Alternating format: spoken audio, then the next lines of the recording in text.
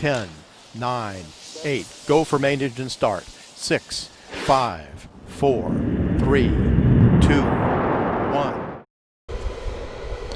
All right, I've got a little bit of an extra tip here.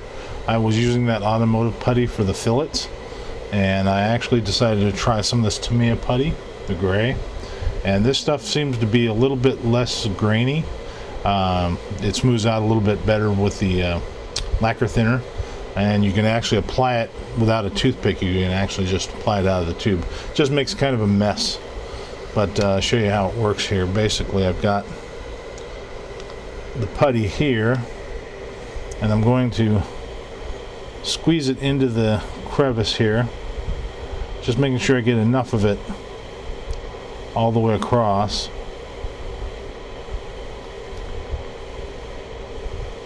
Like I said, there'll be a lot of waste. You'll probably go through a whole tube of this stuff just for one set of fins. Okay, and before that has time to dry, because it dries very quickly just like the other putty, I'm going to use my little ball tool, and I'm going to dip it in the lacquer thinner, and then I'm going to push it across and do one swipe to get rid of the extra, and then I'm going to wipe it off, making sure I get enough of it off so it doesn't pick up on the second sweep, it doesn't pick up the putty. Dip it again, and we're going to smooth it all the way out.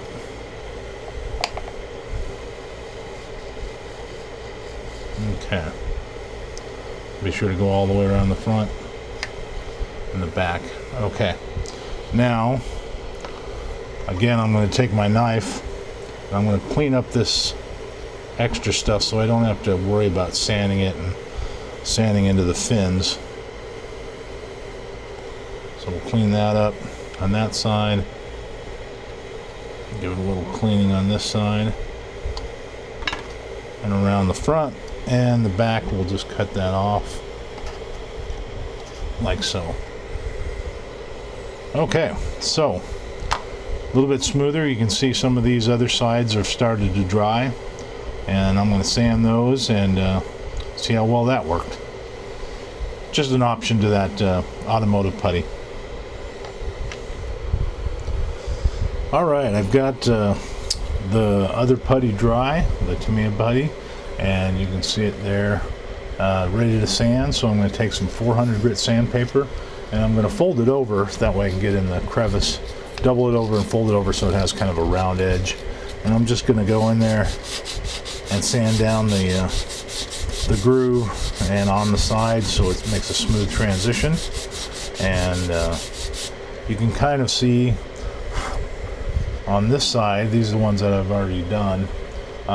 This one, you can see here where that ball rolled across made a perfect line of putty. So that's kind of what we're looking for. And so did all the other sides, and this side's ready to sand. So we'll get those sanded down, and then be ready to put on the launch lugs. Okay, I've got my fins completely sanded and polished out, so they're ready to go. So we're almost getting to the end of this thing. The next step is to put on the launch lug, and they give you this long piece, and they want you to cut it in half. So we'll measure it out. So it's 2 inches, so we'll cut it at the 1 inch mark. And launch lugs are kind of at the end, and you don't want that when you have the rod going through it. So the way I'm going to do it is I'm going to take a new blade on my knife here, and I'm going to take it and I'm going to just roll it gently on the paper, and this is actually going to cut through it, just like doing brass tubing. You can do this the same way, but basically you're just making a cut line, and then you can kind of see it's already going through a little bit, so we'll just keep rolling and it'll keep cutting through. Don't put too much pressure on it, then you'll actually crush the tube. So alright, so let's finish cutting through. I'm just going to actually saw a little bit, just carefully. See if you can see it there.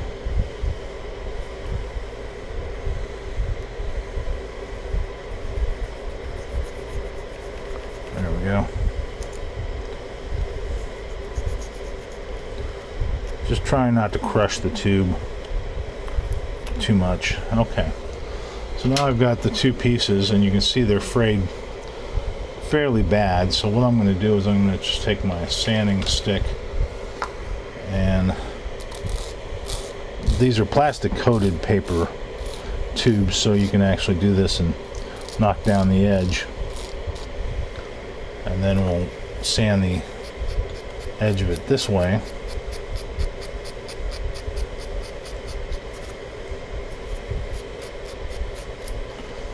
Okay, so we're getting it cleaned up pretty well. You could leave it like that. Unfortunately, I don't like the fact that it's rough here now, and it can get frayed and it can tear, and you don't want that. When you go out to the flying field, you basically don't want to lose your launch lug, because you can't fly your rocket at all without a launch lug. So one tip is to also bring some extra launch lugs to the flying field and some super glue, so if one tears off you can replace it. Nice thing about this one with two, keeps it straighter, but if you do lose one, you still can launch it with just one. It's just that it might take off crooked, so just be careful.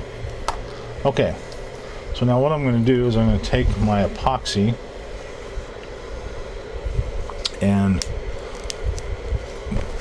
we're going to attach these with epoxy as well, but I'll show you something I'm going to do to these lugs to make them stronger and a little bit better and make sure they don't fray.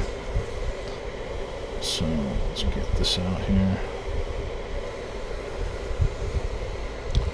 Okay, mix the two together here.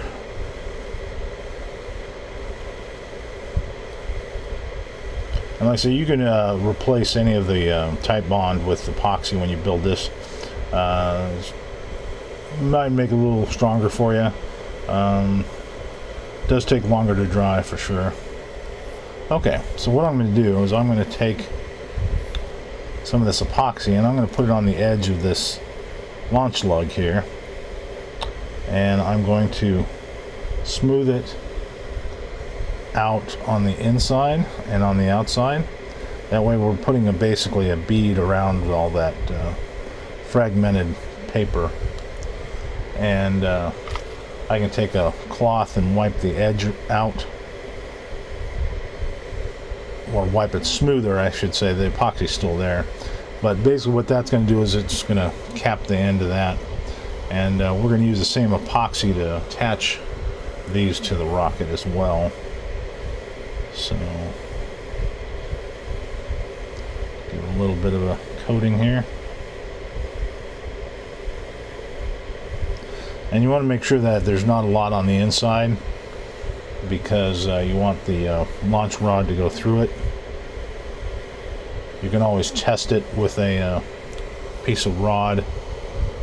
They do give you a little bit of gap when you put it in there. Okay, so now I'm ready to attach the launch lugs to the rocket, and the first one is going to go on. Get some of the stuff out of the way here. Okay, so I find my launch lug line, which is right here. Not real visible anymore because of the sanding, but it's still there. And what I'm going to do is I'm going to take my sanding stick, which this is my Werx brand sanding sticks here, and it's got a little pad on it. This is the 150 grit or 220 grit, and I'm going to actually sand where that launch lug is going to go, and I'm going to sand through that plastic coating. That way this thing is going to grip really, really well. But I'll make the sanding patch a little smaller than the lug so I can still see the lines. And then I'm going to do the same to the front. Get a little rough up here. All about the strength. Okay. So now I'm going to take my lug and I'm going to I can actually drag the lug through. Grab my tweezers here. run this through the epoxy, get a nice coating on the bottom, and then I'm going to attach it and make sure it's centered down that line. Okay, and it's sticky enough that it'll hold where you want it until it dries. I'm going to sight down it, make sure that it's perfectly level with the line that I want, and I'll do the front one and then let those dry, and then I'm going to do a fillet of just the epoxy just to reinforce that, to keep it from snapping off. So we'll do that next. Hello, we've got a next step here, and basically I'm going to be putting epoxy fillets on these launch lugs, and they're pretty much tight there from the epoxy that is dried. So what we're going to do is we're going to mix up another batch of epoxy, and this is to give everything strength from tearing off, because like I said, this is a fairly critical part. You don't want this one coming off when you're trying to go out there and have fun launching it. So okay, so what we're going to do is we're just going to take and put some epoxy down the side of the launch lug, making sure that it gets down in that crevice. We don't want any air pockets in there. Okay, a little extra on there. Just make the other thing, make sure it doesn't go around inside the tube itself. So the next thing I'm going to do is I'm going to actually smooth it out with a Q-tip soaked in the alcohol, isopropyl alcohol, and I'm just going to roll it and smooth it, and just making sure it doesn't get into that tube. Like I said, if it starts to get in there, you can always just use another Q-tip or two to clean it out, and we'll just clean up some of the extra marks here. So just make sure it's out of that tube, clean up the extra epoxy there on either side. Okay, and we are ready to just let that sit. We will give that time to tack up and dry, and then we'll do the opposite side here. We do want it to be rolled over like this so gravity works and gets it into that crevice. But once it's dry, I'll flip it over and do the other side. So we'll have the launch lugs ready to go. Okay, I've got the launch lugs on, and they're good and tight on there with plenty of epoxy. So now I'm ready to actually, now that I've done all the fin units and everything, I'm ready to actually put that other tube on, since we don't have to worry about the it being too ungainly. So what I'm going to do is I'm going to just put some glue on this tube here, and the reason it's better to do it on this tube instead of the red piece on here is if I put the glue on here, it pushes it. As I put the pieces together, it'll push the glue out the seam. If I do it the other way, it'll push it into the tube and you won't have as much of a mess. So the other technique, which maybe I should just do that instead, is put glue on both sides. Put some on one and most on the other. So we'll put some glue out here using regular Tite Bond glue, and we're going to put it into the tube here.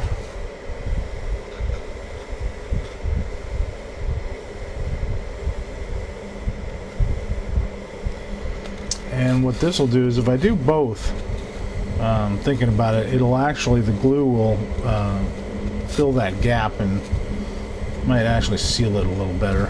So we'll give that a try and see how that works for us. Okay.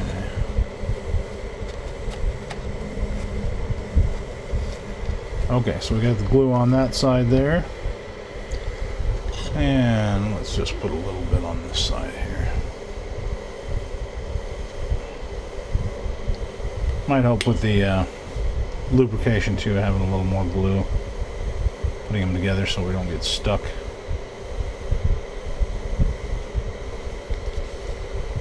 Okay. Looks good. Okay. And then I want to line up those spirals just so they're in the same area. So let's go ahead and make sure we're in good shape here. Okay. Now I've got a little seam of the glue, so let's just wipe it off with my fingers here.